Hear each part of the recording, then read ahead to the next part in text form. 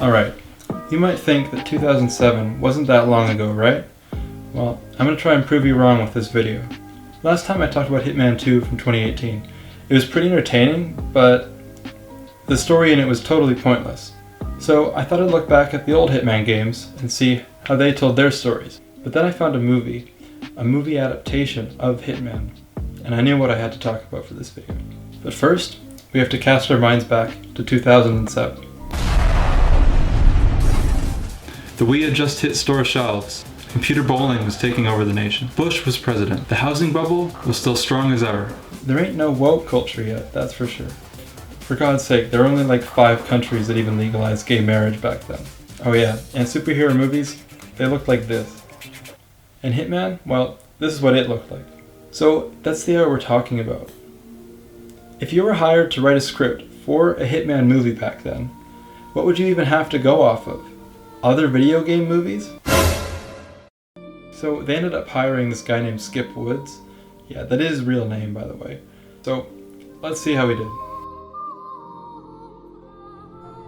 So the movie starts, and it immediately rips off the opening of Casino Royale. So right off the bat we learn that Agent 47 is a genetically engineered spy who was created by a group called the Organization. He was trained from birth to be the perfect assassin. We then get an in media res scene of Agent 47 assassinating a Nigerian warlord. They depict it like he's completing some kind of ritual, which is already a bit iffy, but then he uses a machete to dismember the guy. By the way, this is one of only 2 named black characters in the entire movie, and the other one is this comedy cop sidekick, who barely plays into the plot at all. Then the real plot begins. He's hired to kill the Russian president. He does so easily, but mysteriously, he's told that the hit failed, and that worse, he was witnessed. He's being set up. 47 kidnaps a supposed witness, who just happens to be the president's supermodel Russian prostitute. He interrogates her, and she explains that 47 actually killed a body double, and that a conspiracy is afoot. For the next hour of the movie, Hitman drags Nico around with him while he's on the run. He cuts a deal with the CIA where if he kills the Russian president, they will give him safe passage out of Russia. He also kills a drug dealer. Oh hey, it's that guy from Lost. What's this? Oh, well, goodbye then, I guess. And naturally, for no reason at all, Nico falls in love with Agent 47. Let's see what Agent 47 does to deserve her affection. Number 1, he is, granted, conventionally attractive.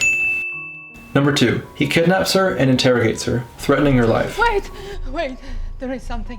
Number 3, he throws her in the trunk of a car with a dead body. Fuck you, I'm not getting in there! There's a dead man in there! Number 4, he threatens her at gunpoint. Make a sound, I'll end your life, you understand?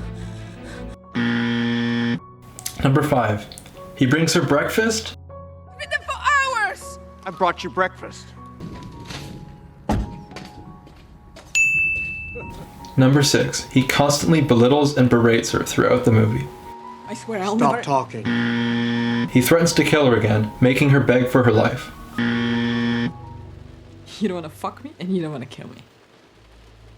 I've never felt so much indifference in my entire life.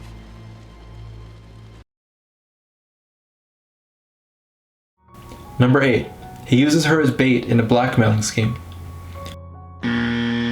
Number 9, he takes her out on a date. Number 10, he randomly leaves her alone for 20 minutes while on said date to set up an assassination.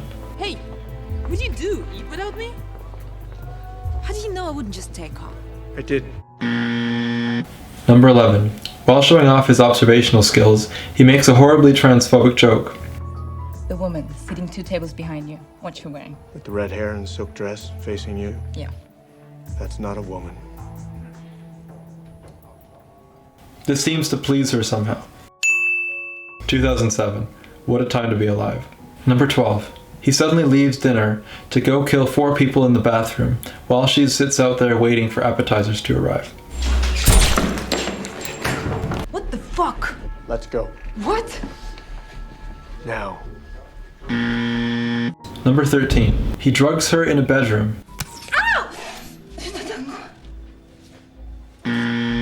So let's tally all this up. What do we get? It must be love.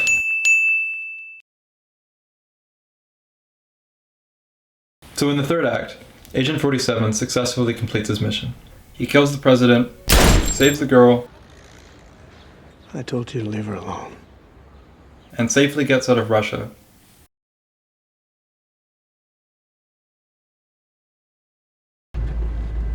What do you make of that?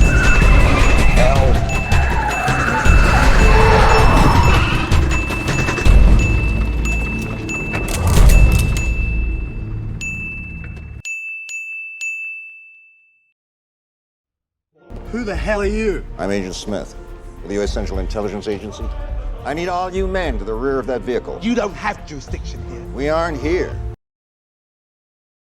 Who the hell are you? I'm Agent Smith, with the U.S. Central Intelligence Agency. I need all you men to the rear of that vehicle. You don't have jurisdiction here. We aren't here, which means when we open up on you and shred your bodies with automatic fire, then this will never have happened. We have reason to believe you're involved in terrorist activities. We're Interpol, and in accordance with Section 3, we're transporting an international criminal. What criminal? What criminal? What criminal? But wait, there's more. There's this whole plot line of Interpol chasing them down. They rarely discover anything, and their Keystone Cops routine doesn't add anything to the movie at all. The movie would have been a lot better without them, but the movie's 90-minute runtime is already running low, so they gotta keep everything in. I will admit that there's one thing I enjoyed about this movie. They tried incorporating some of the gameplay into it. Agent 47 hides weapons and bodies from guards. He plans assassinations in advance, and he poisons people discreetly. My mistake. It's classic, and I enjoyed noticing the fan service, even if it was totally pointless to the experience. So where does that leave us? I don't know. Let's go back to the distant future of 2021 to try and figure it out. Timothy Olyphant, who plays Agent 47 in this movie, has since called it a pile of shit. It's sitting at a pathetic 35 on Metacritic, and nobody really remembers it even. Does it belong in the dustbin of history? Well, probably. It made its money, it got a big tax cut from filming in Bulgaria, and it's been mostly ignored since then. That's probably for the better. Let's leave it behind. A relic of a different age. I'm sure they'll never come back to this.